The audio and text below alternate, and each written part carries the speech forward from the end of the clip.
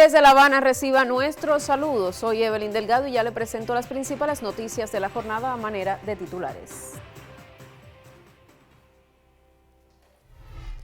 Presidente de Cuba, Miguel Díaz-Canel Bermúdez, recibió a una delegación de la Agencia Mexicana de Cooperación Internacional para el Desarrollo en el Palacio de la Revolución de La Habana. Presidenta de la Asamblea Nacional de Angola, Carolina Cerqueira, realiza una visita oficial a nuestro país. Cuba y el país africano conmemoran el aniversario 50 del establecimiento de relaciones diplomáticas.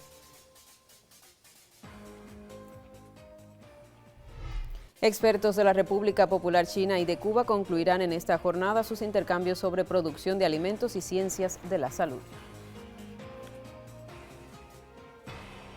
Iniciamos ya con las informaciones. El presidente de la República de Cuba, Miguel Díaz-Canel Bermúdez, recibió en el Palacio de la Revolución a una delegación de la Agencia Mexicana de Cooperación Internacional para el Desarrollo, encabezada por su directora ejecutiva, la ministra Alejandra del Moral Vela, que realiza una visita oficial a Cuba para dar seguimiento a la agenda bilateral.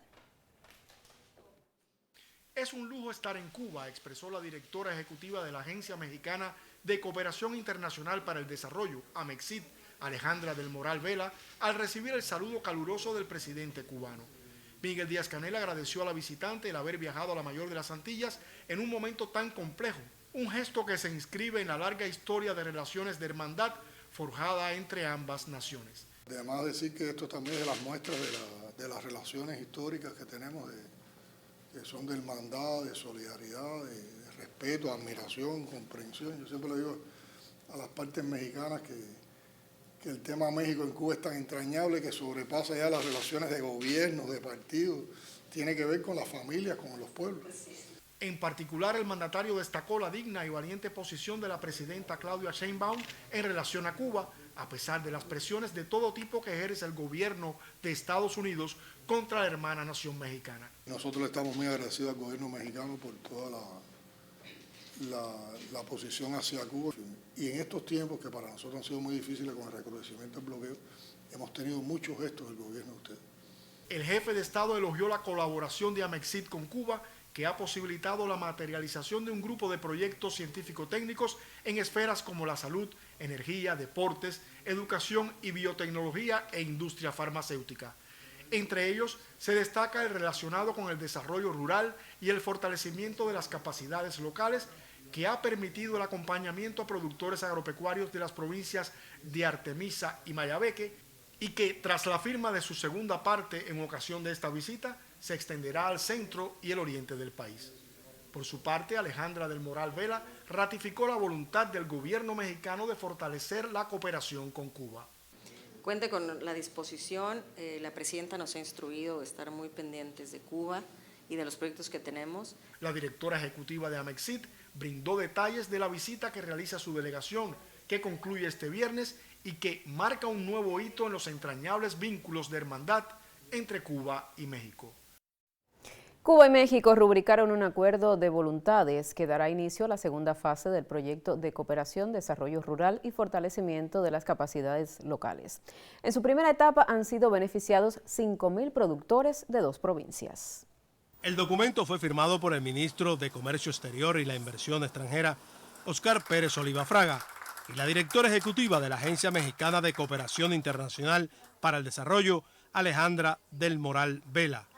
El proyecto exhibe resultados palpables en su primera etapa en las provincias Mayabeque y Artemisa. Generalmente se registraron productoras mujeres y jóvenes, que es la continuidad de la agricultura cubana. Este proyecto tiene 32 extensionistas que operan directamente, le entregan el recurso donado por México, se le entrega directo a la finca al beneficiario. La primera fase fueron $10 millones. Ahora está previsto en la segunda fase, donde vamos a potenciar el papel de la mujer, de los jóvenes en la agricultura, pero además se incorpora la provincia de Villa Clara con todo el polo productivo de la autopista, que también son jóvenes productores, $11 millones.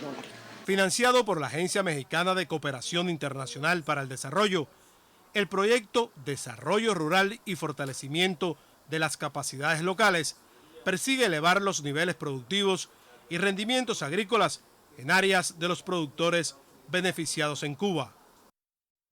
Y también le informamos que la presidenta de la Asamblea Nacional de Angola, Carolina Cerqueira, realiza una visita oficial a nuestro país. Este año, Cuba y el país africano conmemoran el aniversario 50 del establecimiento de relaciones diplomáticas.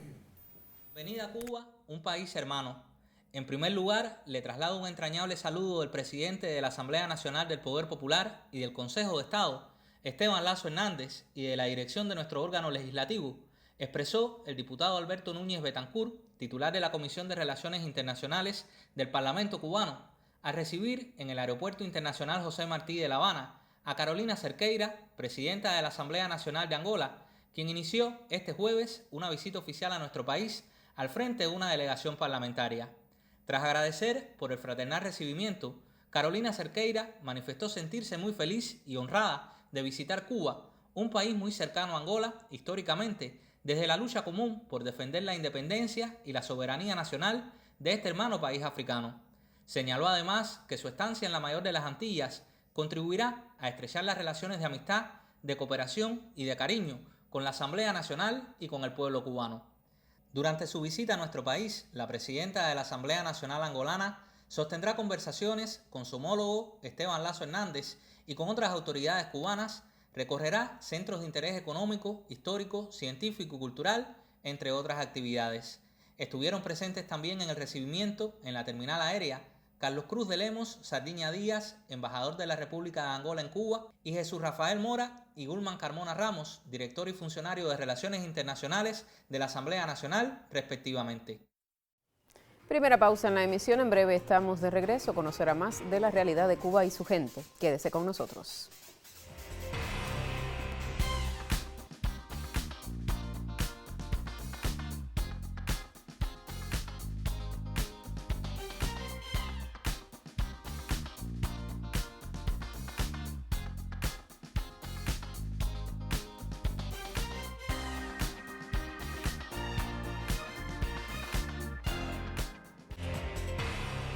Ya de regreso avanzamos con otros temas. Expertos de la República Popular China y de Cuba concluirán este viernes en la capital sus intercambios sobre producción de alimentos y ciencias de la salud. El taller con sede en el Hotel Meliá Coiba se encuentra auspiciado por el Ministerio de Ciencia, Tecnología y Medio Ambiente cubano y la Fundación Nacional de Ciencias Naturales del Gigante Asiático.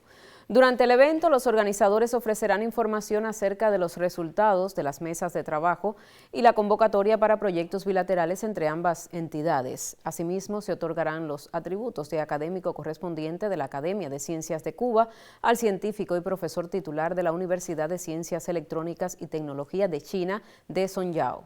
La candidatura a esa categoría la nominan centros de educación superior, entidades y organizaciones nacionales de reconocido prestigio de mutuo acuerdo con la Academia Cubana. Un equipo de profesionales venezolanos graduados hace poco más de un lustro en la Escuela Latinoamericana de Medicina actualmente lideran varios procesos asistenciales en el Hospital Victorino Santaella del estado Miranda. De esa experiencia que une a jóvenes comprometidos con la formación en saberes y valores en Cuba, conozcan el siguiente reporte de la periodista Mayelín del Sol. Realizan diariamente entre 25 y 30 cirugías de baja y alta complejidad en adultos, así como en pacientes en edad pediátrica. Pero lo singular aquí es que una buena parte de los equipos quirúrgicos adquirió la formación académica y la praxis en Cuba. Nuestro comandante Chávez, nuestro comandante Fidel, en el año 2006 no se equivocaron cuando tomaron la decisión, el Pacto de Sandino, de formar médicos y posterior médicos especialistas. El Ministerio de Salud, con el convenio Cuba-Venezuela, ellos toman la iniciativa de enviar la primera corte de especialistas, o sea, financiado por ambos gobiernos. Llegamos a Cuba el agosto del 2014 y culminamos fue en el 2018. En mi caso yo estuve en La Habana, en el Hospital Manuel Fajardo. Todos los graduados en Cuba llegamos con esas ganas de demostrar que lo que aprendimos sí valía la pena y tenía fundamentos científicos y académicos. Varios colegas, inclusive compañeros que tuvieron en otras provincias, cuando llegamos acá a Venezuela, empezamos a trabajar en conjunto, ¿ves? Y bueno, la experiencia ha sido bastante notable. Uno se hace especialista, ¿no? Y todo esto, decirlo es fácil, pero construirlo fue de gran para mí muy oportuno, mucha experiencia, te desarrollas, bueno, con una visión, digamos, ciertamente global de lo que debe ser un especialista. La doctora Maricruz, yo lidero, lo que nos conocemos de años, pues. Gracias a ella tenemos un equipo, y no me vas a creer, pero casi todo el equipo de los anestesiólogos que están ahorita en este hospital son formados en Cuba. La mayor plantilla, los que llevan la mayor responsabilidad somos nosotros. Los profesores que actualmente estamos en contacto para poder adquirir más información, para poder actualizarnos. Muchos han sido los desafíos que afrontan estos profesionales en la institución médica de referencia del Estado Miranda. Una elevada carga asistencial distingue el quehacer de sus profesionales. No solamente el Hospital Victorino Santaella atiende a la población mirandina, sino que de todo el resto del país. Aquí atendemos pacientes del Amazonas, de Ciudad Bolívar, Yaracuy, a toda la población. Es un trabajo arduo por lo que significa brindar una atención completamente integral desde todos los planos al paciente oncológico, desde lo psicológico, lo social, como todo lo concerniente a su enfermedad.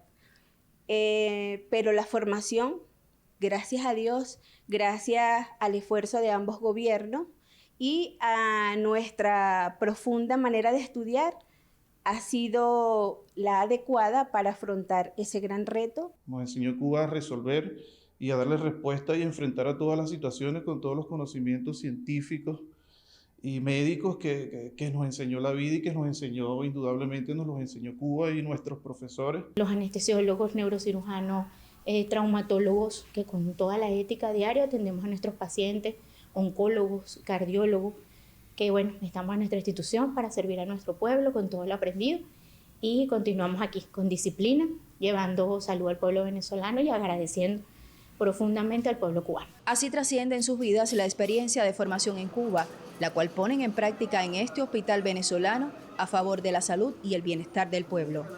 Mayelín del Sol, Cubavisión Internacional.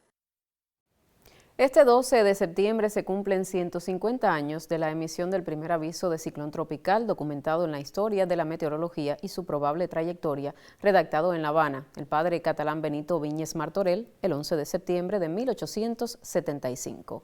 Viñes tuvo la singular iniciativa de enviar a los periódicos la nota en la que alertaba a los vecinos de la ciudad acerca de la proximidad de un huracán que en un plazo inmediato debía cruzar por las inmediaciones de la urbe.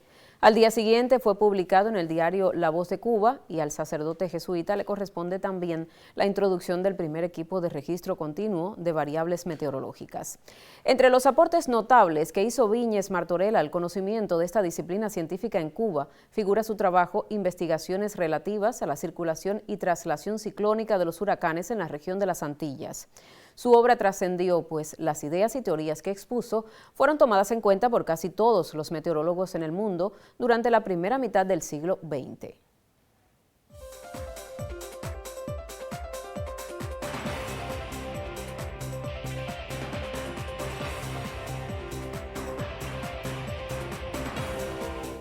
Y seguidamente vamos a conocer el pronóstico del tiempo para los principales destinos turísticos del país. En esta emisión nos acompaña la máster en ciencias, Aylin Justiz. Bienvenida, un gusto saludarte. Muchísimas gracias, un gusto también saludarte y por supuesto a todos los que están en nuestra compañía. Se mantienen todavía las condiciones meteorológicas en nuestro entorno geográfico muy favorable a las precipitaciones, sobre todo por un incremento significativo de la humedad sobre Cuba y mares adyacentes. Está relacionado en primer lugar con la presencia de una onda tropical que está justo en el mar Caribe occidental, así como la presencia de vaguadas en la altura en las inmediaciones del archipiélago cubano que también provocan esas condiciones inestables, sobre todo cuando se combinan con otros factores que son propios de esta época del año, incluyendo los de escala local. Eso genera, por supuesto, el desarrollo de la nubosidad durante el día y por las tardes y también en las primeras horas de la noche, los chubascos, las lluvias, las tormentas eléctricas que en muchos casos vienen acompañadas también de abundantes vientos fuertes en el momento de la tormenta e incluso no se descarta la posibilidad de tormentas locales severas como ha estado ocurriendo de manera aislada durante las últimas jornadas. Así de similares van a continuar las condiciones del tiempo durante este fin de semana. El sábado en los principales destinos turísticos turísticos de Occidente, un amanecer de poca nubosidad, pero rápidamente se incrementarán los nublados y a partir del mediodía son posibles chubascos, lluvias, tormentas eléctricas en todos los destinos turísticos del occidente del país, lluvias que pueden llegar a ser algo más fuertes, sobre todo en María la Gorda, en Viñales, también aquí en la capital y en Playa Girón, al sur de Matanzas, con temperaturas que se mantienen durante el día entre los 31 grados en Varadero y 32 y 33 grados Celsius. Siempre es importante recordar que donde persistan los nublados y las fuertes lluvias pueden disminuir las temperaturas, se van a sentir inferiores, pero también esas lluvias pueden venir acompañadas de un incremento en la intensidad de los vientos y en la altura de las olas. De igual manera, para los destinos turísticos de la parte central, sol en las primeras horas del día, poca nubosidad en general y por la tarde, chubascos y tormentas eléctricas más numerosos en Cayo Coco, en Cayo Guillermo, también en Playa Santa Lucía, al norte de Camagüey y en el destino turístico de Trinidad, en el sur de Santi Espíritus. Las temperaturas en el entorno de los 31 en Jardines del Rey y 32 y 33 grados Celsius en el resto de la región central. En Oriente también un amanecer de poca nubosidad en sentido general y a partir del mediodía los chubascos y las tormentas eléctricas más numerosos y fuertes en las ciudades de Santiago de Cuba y de Bayamo, con temperaturas de 33 grados en Guardalavaca y en Baracoa y 35 grados Celsius en los destinos turísticos de la costa sur. Asimismo, la salida del sol por Punta de Maicí será a las 6:43 de la mañana y a las 7:47 de la noche el sol se pondrá por Cabo San Antonio en el extremo más occidental de Cuba. La luna está terminando su fase de luna llena. Así que ya usted sabe, un sábado en el territorio cubano donde continúan las temperaturas elevadas, pero eso sí, con chubascos, lluvias y tormentas eléctricas, sobre todo en horas de la tarde. Yo regresaré en otra emisión. Usted, como siempre, disfrute su destino Cuba y tenga una excelente jornada. Gracias, Ailín. Excelente jornada también para ti. Y ya lo decía la máster en ciencias, las tormentas eléctricas son peligrosas, constituyen la primera causa de muerte por fenómenos meteorológicos en Cuba. Expertos de la isla advierten sobre el cuidado que ha de tener la población ante la creciente presencia de estas. Son las tormentas eléctricas la primera causa de muerte en Cuba, asociada a fenómenos naturales. Durante esta temporada del año, la provincia de Las Tunas ha registrado la presencia de este tipo de evento. Todos los años en Cuba mueren alrededor de 50 y 60 personas. En Las Tunas, resultado de un proyecto que se hizo en el 2016 hasta el 2019, se identificaron que todos los años fallecen 5 o 6 personas en Las Tunas. Y entonces este proyecto trabajó sobre la base de una mayor comunicación e información a la población para que tomen medidas y así puedan minimizar los daños. Porque conocer el peligro, eliminar vulnerabilidades y disminuir el riesgo es la principal misión del Centro Meteorológico Provincial ante fenómenos meteorológicos adversos. Especialistas advierten sobre el cuidado que ha de tenerse cuando aparecen indicios de tormentas eléctricas. Nada puede ser más importante que preservar la vida humana. Las tormentas eléctricas pasan factura a la irresponsabilidad. Natacha Díaz Bardón, Cubavisión Internacional.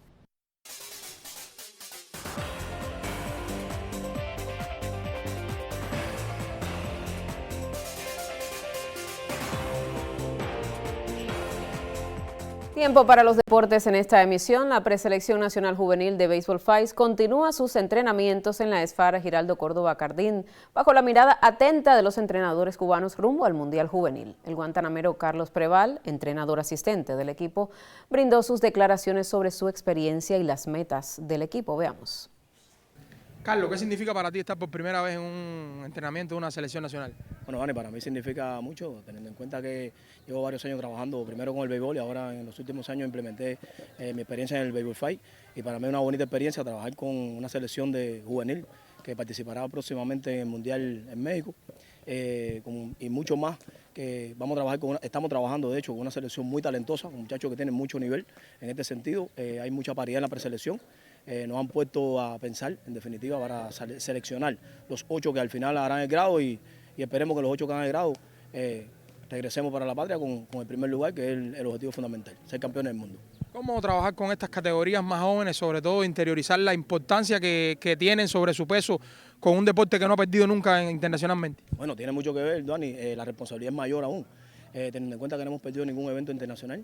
Nosotros tenemos el objetivo fundamental de revalidar el título, insertarle a cada uno de los atletas la importancia que tiene regresar con la victoria hacia la patria y y cada uno de ellos lo ha interiorizado de esa manera, se ha enfocado mucho más en los últimos días de entrenamiento, independientemente de que no tuvimos todo el tiempo de preparación que deseábamos, pero bueno, han llegado los chiquitos con mucha preparación aquí, han llegado con un nivel técnico bastante aceptable y en las últimas 2 semanas nosotros nos hemos enfocado fundamentalmente en priorizar todos los elementos técnicos, todos los elementos tácticos que hacen falta para jugar al Baby Fight.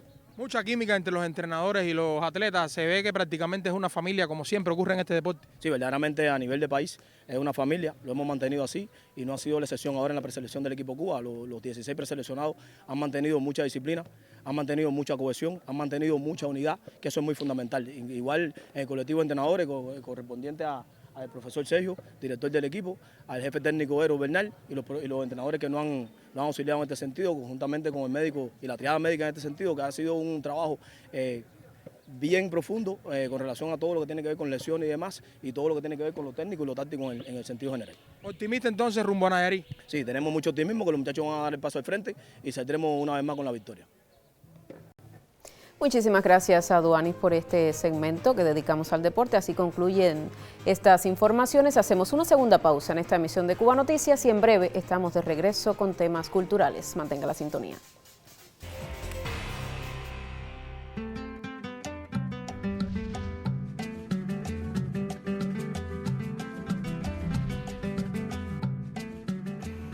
Para mí, ser cubana es tener el privilegio de tener lo que no tiene, yo diría, que el mundo entero. Una gracia de la naturaleza, ser de este país.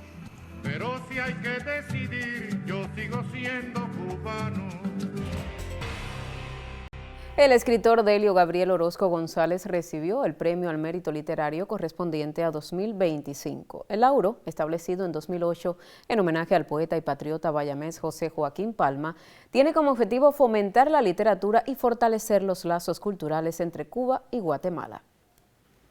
El más importante lauro literario que entrega la Unión de Escritores y Artistas de Cuba en Granma se entregó al escritor e historiador manzanillero Delio Orozco González en reconocimiento a la obra de su vida. Delio es uno de los investigadores más prolíficos que tiene nuestra provincia. Es una persona que ha incursionado en diferentes ramas, no solamente en la historia, sino también en la cultura, y ha trabajado mucho los aportes de Manzanillo al proceso de construcción de la identidad de nuestra región y de nuestra patria. Darle el premio a José Joaquín Palma, ese gran poeta que está ligado a la vida, a todos los fundamentos libertarios del 19 cubano, es realmente honrarlo a él, pero también honrar a la provincia, a la unidad de la provincia. Yo, desde mi punto de vista muy personal, estoy muy contento. Diversas instituciones culturales agasajaron al intelectual. Un pequeño formato de la Orquesta de Cámara San Salvador de Bayamo y la lectura de una carta que fechada en Guatemala en 1878 escribiera José Martí y José Joaquín Palma añadieron belleza al momento. No lo esperaba porque yo no trabajo para impresionar. Si trabajo algo será para inspirar, no para impresionar. No lo esperaba. Pero ya que llegó, lo agradezco y me siento contento por varias razones. Primero, porque Palma era un patriota cabal. Porque Palma era un poeta. Y he aprendido en mi maridaje con los poetas que la historia demuestra, pero la literatura convence. El José Joaquín Palma honra también al poeta independentista que naciera en la ciudad de Bayamo el 11 de septiembre de 1844. Palma es una de las figuras más importantes de la historia de la cultura cubana. Fue de los más jóvenes que se incorporó al proceso independentista de Céspedes. Palma tuvo muchos méritos. Escribió la primera biografía del padre de la patria, ayudó a muchos cubanos en la emigración y fue el autor del himno nacional de Guatemala. El premio al mérito literario José Joaquín Palma posee carácter anual y se ha entregado con anterioridad a más de una decena de escritores granmenses. El documental Alfredo Farris Papá Changó, dirigido por el realizador audiovisual Pedro Maitín, tuvo su estreno la víspera en la capital cubana. El material nos acerca a la obra del Premio Nacional de Danza 2024 y la proyección formó parte de una jornada que celebra los 25 años de la Agencia de Representaciones Artísticas Caricatos. Tenemos el reporte. Esencias de la vida y obra del Premio Nacional de Danza 2024 Alfredo Farris Pacheco y su entrega a la cultura cubana motivaron al realizador Pedro Maitín a materializar el documental Alfredo Farris Papá Changó, un audiovisual que resulta un acercamiento a este maestro de generaciones, figura imprescindible de la danza folclórica de nuestro país, que sobresale por su integralidad como artista. Luego de la proyección del documental Alfredo Farris Papá Changó, se presentaron la compañía de danzas tradicionales JJ junto al primer bailarín Odebí García, quien defendió el personaje de Changó y compartió su oché o hacha con los 3 premios nacionales de danza Santiago Alfonso, Johanne García y el propio Alfredo Farris, quienes a lo largo de la historia han defendido esta deidad, marcando desde sus singularidades estas interpretaciones como un sello emblemático del folclore cubano. La Agencia de Representaciones Artísticas Caricatos cumple 25 años y lo celebra con una jornada dedicada a homenajear a figuras esenciales de la escena nacional. Leti Alvarado, Cubavisión Internacional. Así concluye esta emisión de Cuba Noticias. Otras informaciones en próximos espacios, también en las plataformas digitales. Tenga presente que estamos en Facebook, X y YouTube. Gracias por la sintonía.